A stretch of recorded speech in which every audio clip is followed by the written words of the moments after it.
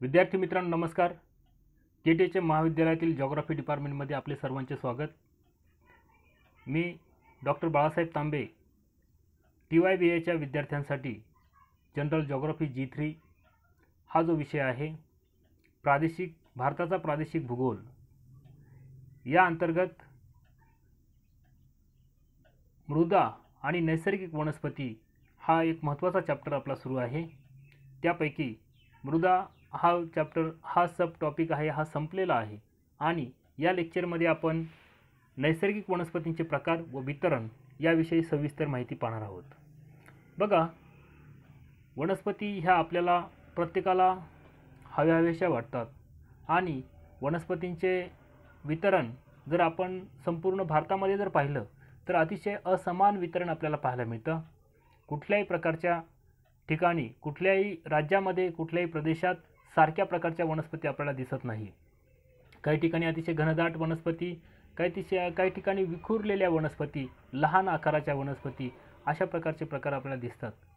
भारताचा जर विचार केला तर पर्यावरणाच्या दृष्टिकोनातून 33% जंगल हे आवश्यक असतं, परंतु प्रत्यक्षात 23% ही पातळी घसरलेली आपल्याला पाहायला मिळते किंवा फॉरेस्टचे प्रमाण कमी झालेलं आपल्याला दिसतं. आणि उपग्रहांच्या सहाय्याने जर आपण सर्वे केला तर फक्त 11 ते 17% ही फॉरेस्ट एरिया शिल्लक राहिलेला आपल्याला दिसतो. बघा, या वनस्पतींचे प्रकार तापमान, पर्जन्यमान आणि वनस्पतींचे वैशिष्ट्य यानुसार आपल्याला करता येतात. आपल्याला साधारण उदाहरण जर आपण पाहिलं तर पश्चिम घाट आणि पूर्व घाट किंवा ईशान्येकडील राज्य यांचा प्रदेश जर आपण पाहिला तर या ठिकाणी वर्षभर चांगल्या स्वरूपात पाऊस पडतो, म्हणून येथे उंच वाढणाऱ्या वनस्पती किंवा घनदाट वनस्पती आपल्याला पाहायला मिळतात. आपण राजस्थानच्या परिसराचा, थरच्या वाळवंटाचा परिसराचा जर विचार केला तर या ठिकाणी असणाऱ्या वनस्पती ह्या लहान आकाराच्या खुरट्या असतात. त्यांचं वैशिष्ट्य आहे कारण त्या ठिकाणचं टेम्परेचर जास्त आहे, तापमान जास्त असल्यामुळे त्यापासून वाचण्यासाठी किंवा आपल्याला पाण्यातलं प्रमाण कमी टिकून ठेवण्यासाठी ह्या वनस्पती लहान आकाराच्या काटेरी असतात किंवा जाड पानाच्या असतात. असे वैशिष्ट्ये हे 3 प्रकारानुसार आपल्याला पाडता येतात किंवा हे 3 गोष्टी लक्षात घेऊन आपल्याला वनस्पतींचे प्रकार पाडता येतात. H.G. चॅम्पियन यांनी भारतीय वनस्पतींचे 116 गटात वर्गीकरण केले आहे. या वर्गीकरणात डॉक्टर पुरी यांनी काही सुधारणा करून भारतीय वनांची 6 प्रमुख व 15 उपप्रकारात विभागणी केलेली आपल्याला दिसते.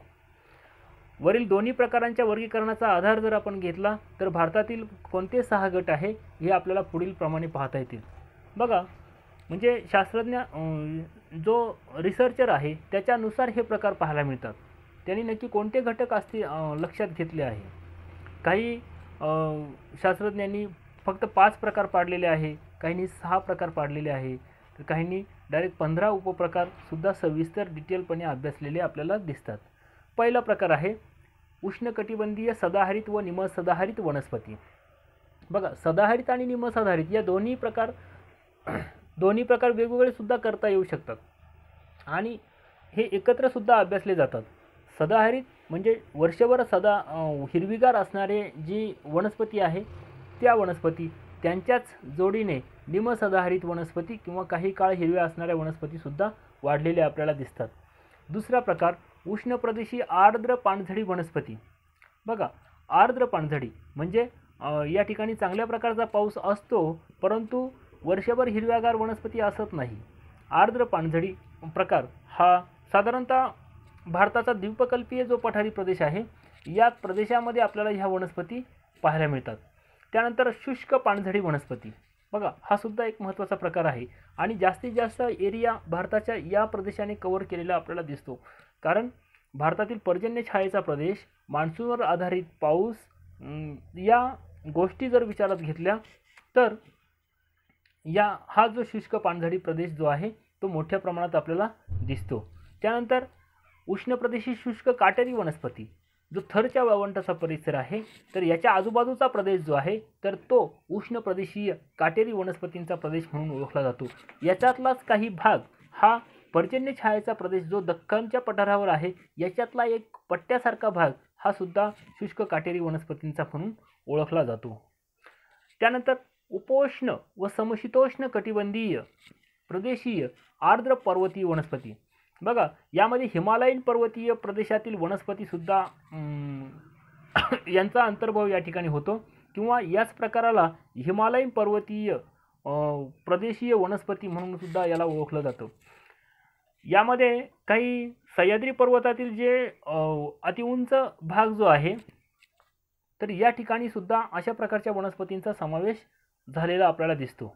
आणि शेवटचा जो प्रकार आहे, 6वा प्रकार, जो खाजन किंवा सुंदरी वनस्पतींचा प्रदेश, जो कोस्टल एरियामध्ये जो आहे, पूर्व घाट आणि पश्चिम घाट या ठिकाणी नद्या ज्या प्रदेशात समुद्राला जाऊन मिळतात, ज्या ठिकाणी खारं आणि गोडं दोन्ही पाणी एकत्र येतं, तर अशा प्रदेशामध्ये या वनस्पती वाढलेल्या आपल्याला दिसतात.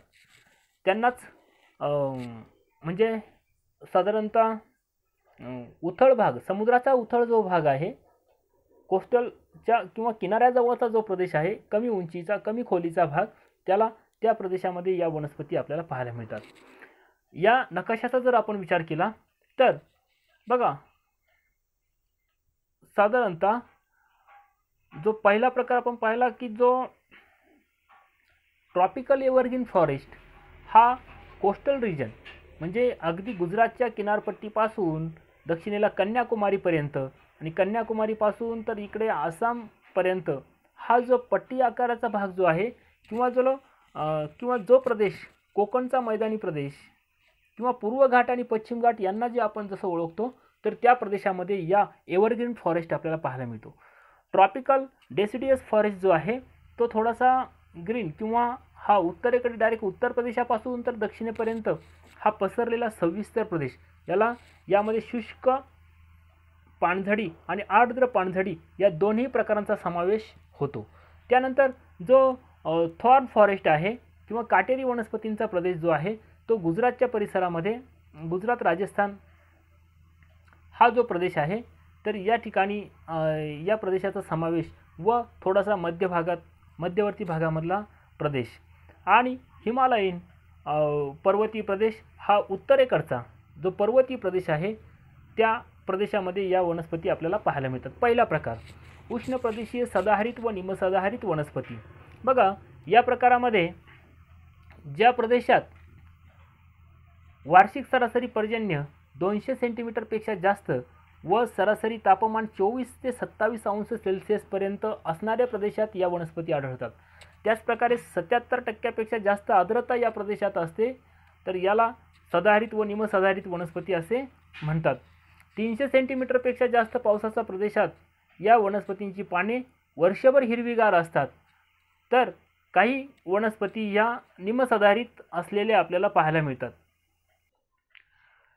त्यांना निमपाणझडी वने असेही म्हणतात. बघा, या वृक्षांची उंची 45 मीटर ते 60 मीटर इतक्या उंचीची वृक्ष या ठिकाणी आपल्याला पाहायला मिळतात. फांद्या एकमेकात गुंतलेल्या असतात, जाळीदार आच्छादन असते, वृक्षावर अनेक प्रकारच्या वेली या ठिकाणी वाढलेल्या असतात. एकंदरीत वेली, गवत, झुडपे, उंच झाडे हे एकत्र या ठिकाणी वाढलेले दिसतात आणि अतिशय घनदाट अरण्यांचा प्रदेश हा असतो. सह्याद्री पर्वतरांगेत जर आपण पाहिलं, दक्षिणेला केरळचा असा काही प्रदेश आहे ज्या ठिकाणी हॉटस्पॉट तयार झालेले आहे, असा काही प्रदेश आहे की ज्या ठिकाणी अजूनपर्यंत मनुष्य पोचला नाही, असे घनदाट अरण्यांचा प्रदेश हा या प्रदेशात आपल्याला दिसतो. सह्याद्री व ईशान्य भारत या ठिकाणी ही अरण्ये आढळतात. पेन, नागचाफा, त्यानंतर पांढरा सीडर, फणस, रबर, मोहगनी, आंबा, जांभूळ, साल, सारडा, वेत, बांबू, सोनचाफा, शेवरी इत्यादी अनेक जातीचे वृक्ष या प्रदेशात आढळतात. आर्थिकदृष्ट्या सदाहरित वनांपेक्षा निमसदाहरित वने ही अधिक उपयुक्त असतात. इंधनासाठी या वृक्षांची मोठ्या प्रमाणात तोड केली जाते. आपण पाहतो की जे बरेचसे फर्निचर इंडस्ट्री ज्या आहे या सदाहरित वनांच्या प्रदेशामध्ये आपल्याला पाहायला मिळतात आणि याचं कारण असं की मोठ्या प्रमाणात झाडं उपलब्ध या ठिकाणी आहे. फर्निचर साठी, तसेच जहाज बांधणीसाठी, चहाची खोकी तयार करण्यासाठी, रेल्वे स्लीपर्स तयार करण्यासाठी या झाडांचा उपयोग हा मोठ्या प्रमाणात केला जातो. त्यानंतर उष्ण प्रदेशीय आर्द्र पाणझडी वने. बघा, वार्षिक सरासरी पर्जन्य जो आहे साधारणतः 150 ते 200 सेंटीमीटरपर्यंत आणि तापमान 26°C ते 28°C या प्रदेशामध्ये आढळते. तसेच आर्द्रता जी सापेक्ष आर्द्रता आहे 60 ते 80% या प्रदेशात आढळते. त्याला उष्ण प्रदेशीय आर्द्र पानझडी वनस्पती असे म्हणतात. त्यांनाच मोसमी वनस्पती असे म्हणतात. नक्कीच या वनस्पती संपूर्णपणे मान्सून पावसावर अवलंबून असतात आणि मान्सून पाऊस आपल्याला माहिती आहे वर्षातले फक्त काही महिने पडतो. जून, जुलै, ऑगस्ट, सप्टेंबर आणि इतर कालावधीमध्ये ह्या वनस्पती पाणी टिकून ठेवण्यासाठी आपले पाणी काही ऋतूमध्ये गाळतात, उन्हाळ्या ऋतूमध्ये गाळतात आणि म्हणून यांना पानझडी वने असे म्हटलं जातं. तर त्यानंतर या वृक्षांची उंची 25 ते 60 मीटरपर्यंत आढळते. सह्याद्री घाटातील जे सदाहरित वनांच्या लगतचा जो प्रदेश आहे, साधारणतः ओरिसा, छोटा नागपूरचा पठार, त्यानंतर हिमालयातील तराईचा विभाग, आसाममधील कामरूप जिल्हा, त्याचबरोबर मध्य प्रदेशातील डोंगर रांगा, द्वीपकल्पी पठाराच्या दक्षिण भागातील डोंगर रांगा, तामिळनाडूतील पूर्व घाट किंवा अंदमान निकोबार बेटे, महाराष्ट्रातील चंद्रपूर आणि गडचिरोली जिल्हा या ठिकाणी ही अरण्य आढळतात. हा जो द्वीपकल्पीय पठार त्याचं उत्तर मैदानी प्रदेश याच्यामध्ये जो हिरव्या रंगाचा जो प्रदेश आहे हा संपूर्णपणे हा आर्द्र पानझडी व शुष्क पानझडी वनांचा प्रदेश म्हणून ओळखला जातो.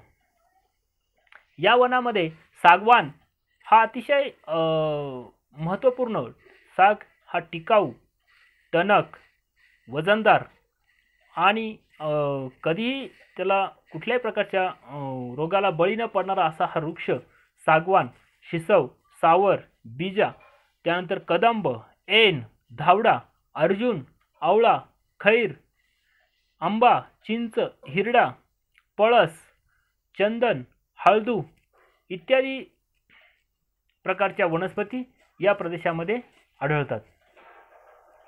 त्यानंतर या वनस्पतींचे लाकूड हे अतिशय मऊ असते.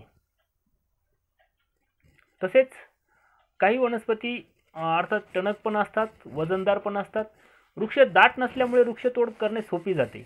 अर्थात वृक्षतोड ही पर्यावरणास अतिशय विघातक आहे आणि वृक्षतोड हे पर्यावरणास कुठल्या प्रकारचं चांगलं लक्षण नाही. परंतु हे वृक्ष दाट नसल्यामुळे या ठिकाणची वृक्षतोड ही जास्त गतीने होताना आपल्याला पाहायला मिळते. सागवान हा महत्त्वपूर्ण वृक्ष तामिळनाडू, महाराष्ट्र, पश्चिम बंगाल, मध्य प्रदेश या ठिकाणी आढळतो. उत्तर प्रदेश, मध्य प्रदेश, ओरिसा, बिहार, पश्चिम बंगाल आणि कर्नाटक या राज्यामध्ये साल वृक्षाचे प्रमाण हे जास्त आहे. तर इमारत, जहाज बांधणी, रेल्वे स्लीपर्स या कारणासाठी साल वृक्षाचा वापर केला जातो. कर्नाटकातील चंदन हा जगप्रसिद्ध आहे आणि सर्वात जास्त चंदनाचं उत्पादन किंवा चंदनाची झाडं ही कर्नाटक राज्यामध्ये आपल्याला पाहायला मिळतात. कर्नाटक, तामिळनाडू, आंध्र यांच्या बाँड्रीवरचा जो निलगिरीचा पर्वत जो आहे, तर हा पर्वत हा या चंदनासाठी प्रसिद्ध असलेला पर्वत आपल्याला सांगता येतो. वीरप्पन हा चंदन तस्कर होता हे आपल्याला माहिती आहे. आजही कदाचित तस्करी ही चालूच असेल, परंतु चंदनाची झाडं ही अतिशय मौल्यवान किंवा महागडी किंवा पर्यावरणात सुद्धा अतिशय चांगल्या प्रकारची झाडं म्हणून ओळखली जातात. त्यानंतर उष्ण प्रदेशीय शुष्क पानझडी वनस्पती. साधारणतः वार्षिक सरासरी पर्जन्य हा 75 ते 150 सेंटीमीटरपर्यंत, वार्षिक सरासरी तापमान 23°C ते 27°C आणि सापेक्ष आर्द्रता 50 ते 60% आढळणाऱ्या प्रदेशात उष्ण प्रदेशीय शुष्क पानझडी वनस्पती आढळतात. या वनामध्ये वृक्ष दाट नसतात, सलग पट्टे नसून विरळ वृक्षराईच्या स्वरूपामध्ये हे वृक्ष असतात. आपल्याला माहिती आहे की जो अहमदनगरचा जिल्हा जो त्याच्यातला बराचसा भाग जो आहे पारनेर वगैरे जामखेडचा, तर या ठिकाणी अतिशय दुर्मिळ अतिशय कमी वनस्पती आपल्याला पाहायला मिळतात. कारण तो भाग प्रबळ पर्जन्य छायेचा प्रदेश म्हणून ओळखला जातो आणि गवताळ प्रदेश या ठिकाणी म्हणजे अर्थात काही याच विरळ वृक्षराईच्या स्वरूपात प्रदेशात काही गवताळ कुरुण आपल्याला दिसतात, जेणेकरून त्या ठिकाणी मेंढपाळ व्यवसाय हा प्रसिद्ध झालेला आपल्याला दिसून येतो. पंजाब हरियाणाचा उत्तर भाग, महाराष्ट्रातील सातपुडा, उत्तर प्रदेश, माळव्याचे पठार, त्याचबरोबर तामिळनाडूचा पश्चिम भाग, ओरिसाचा अंतर्गत भाग, तसेच पश्चिम घाटाचा पूर्वेकडील भाग या प्रदेशामध्ये या वनस्पती आढळतात. बघा, या वनस्पती ज्यांचं वैशिष्ट्य आपल्याला माहिती आहे की या विशिष्ट ऋतूमध्ये पाने गळतात. याचं कारण असं की आपल्यातली जे पाणी आहे, जेवढं पाणी आहे खोडामध्ये किंवा झाडाच्या फांद्यामध्ये, याचं इव्हापोरेशन होऊ नये, ते टिकून राहावं किंवा झाडाला पुढचं काही काळ टिकून राहता यावं यासाठी ही पानाद्वारे होणारं बाष्पीभवन ह्या वनस्पती थांबवतात. त्याचबरोबर पावसाळ्यामध्ये ही झाडं अतिशय हिरवीगार असतात. साग, ऐन, तिवस, खैर, धावडा, सावर, शेंद्री, चारोळी, आवळा, पळस, टेंभुर्णी, बाभूळ, बोर इत्यादी जातीचे वृक्ष या प्रमाणात या प्रदेशात किंवा या वनस्पती या प्रदेशामध्ये आढळतात. बघा, या वनामध्ये गवताळ पट्टेही आढळतात. टिंबर व इंधनासाठी तसेच शेतीसाठी जमीन उपलब्ध व्हावी यासाठी या वनक्षेत्रात मोठ्या प्रमाणात तोड केलेली आपल्याला पाहायला मिळते. त्यानंतर उष्ण प्रदेशीय शुष्क काटेरी वनस्पती. बघा, वार्षिक सरासरी पर्जन्य 75 सेंटीमीटरपेक्षा कमी आणि तापमान 25 ते 27 अंश सेल्सिअस, काही ठिकाणी 27 अंश सेल्सिअसपेक्षाही जास्त असतं. हे सरासरी तापमान आहे. बघा, त्याचबरोबर सापेक्ष आर्द्रता 45% कमी असलेल्या प्रदेशात या शुष्क काटेरी वनस्पती आढळतात. या वनस्पतींची पाने लहान अथवा पानांचा अभाव असतो. बघा, या ठिकाणी जे साबर किंवा जे घायपत दाखवले आहे, कोरपड दाखवली आहे, तर या मुळात यांचे खोड हे अतिशय हिरवेगार असतं. त्याच्यावर पानं अतिशय दुर्मिळ असतात, अतिशय लहान आकारची पानं असतात किंवा हेच पानं म्हणून ओळखली जातात. तर असा पानांचा अभाव या ठिकाणी या वनस्पतींवर असतो. आणि ही जी पानं आहे मेनचट किंवा चिवट आवरण असलेली असतात. केसांसारखे भाग यावर असतात आणि झाडे कमी व मध्यम उंचीची आपल्याला पाहायला मिळतात. हा राजस्थानचा जो प्रदेश आहे, थरच्या वाळवंटाचा, पाकिस्तानच्या बाउंड्री लगतचा प्रदेश, हा काटेरी वनांचा प्रदेश म्हणून ओळखला जातो. तसेच नगर, पुणे किंवा या जिल्ह्यामधला काही भाग जो आहे, तर या ठिकाणचा प्रदेशसुद्धा काटेरी फॉरेस्टमध्ये येतो. बघा, सौराष्ट्राचा उत्तर भाग, कच्छ, पश्चिम हरियाणा किंवा राजस्थानचा पश्चिम भाग, उत्तर प्रदेशाचा पश्चिम भाग, द्वीपकल्पी पठारावरील कोरडा प्रदेश या भागात या वनस्पती आढळतात. यात खैर, बोर, बाभूळ, चिंच किंवा शमी इत्यादी वृक्ष, तसेच तरवड, निवडुंग, कोरपड, घायपात यासारखी झाडे किंवा खुरटी झाडे, खुरटे गवत या प्रदेशामध्ये आढळते. त्यानंतर उपोष्ण व समशीतोष्ण प्रदेशीय पर्वतीय प्रदेश वनस्पती. हिमालय पर्वतीय प्रदेश या विभागातला हा जो विभाग आहे, हा सुद्धा या नावाने ओळखला जातो, पर्वतीय वनस्पतींचा प्रदेश म्हणून. उंचीच्या प्रमाणात पर्वतामध्ये तापमान घटत जाते हे आपल्याला माहिती आहे. आणि तापमानाच्या घटीमुळे उपोष्ण प्रदेशीय वनस्पती, समशीतोष्ण प्रदेशीय वनस्पती, हिमरेषे पलीकडील वनस्पती आणि अल्पाईन वनस्पती असे प्रकार या वनस्पतींचे प्रकार पडतात. बघा, वनस्पतींच्या समुद्रसपाटीपासून 900 ते 1800 मीटर उंचीपर्यंत रुंद पर्णी वनस्पती आढळतात.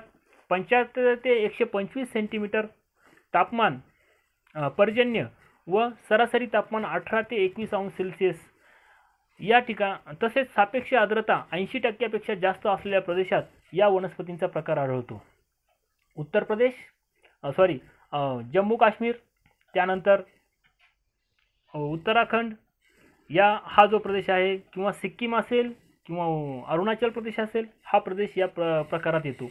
तसेच दक्षिणेकडे पंचमढी, महाबळेश्वर, निलगिरी या पर्वतांची जी उंच शिखरे आहे किंवा या ठिकाणांची उंच भाग आहे, या प्रदेशात या पर्वतीय वनस्पती आढळतात.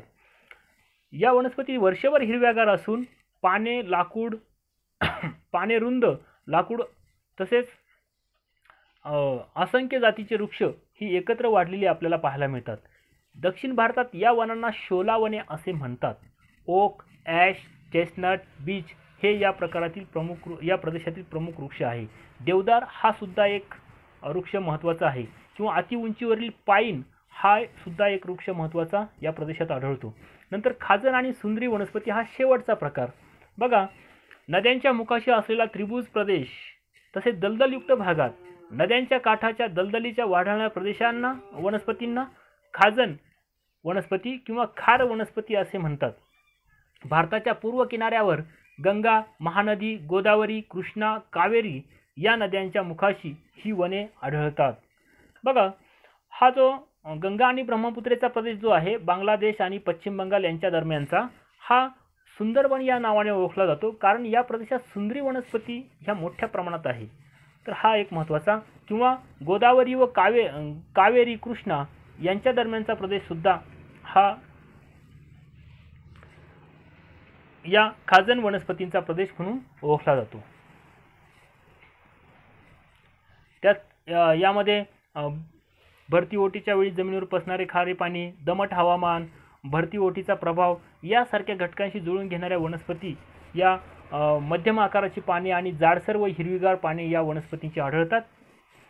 सुंदरबन हा एक प्रसिद्ध प्रदेश या भागामध्ये आहे. अशा प्रकारे आपण एकूण 7 प्रकार या भारतीय नैसर्गिक वनस्पतींचे पाहिले. पुढच्या लेक्चरमध्ये आपण डिफॉरेस्टेशन किंवा निर्वनीकरण आणि वनसंवर्धन म्हणजे काय याविषयी आपण थोडक्यात माहिती पाहू. थँक्यू. धन्यवाद.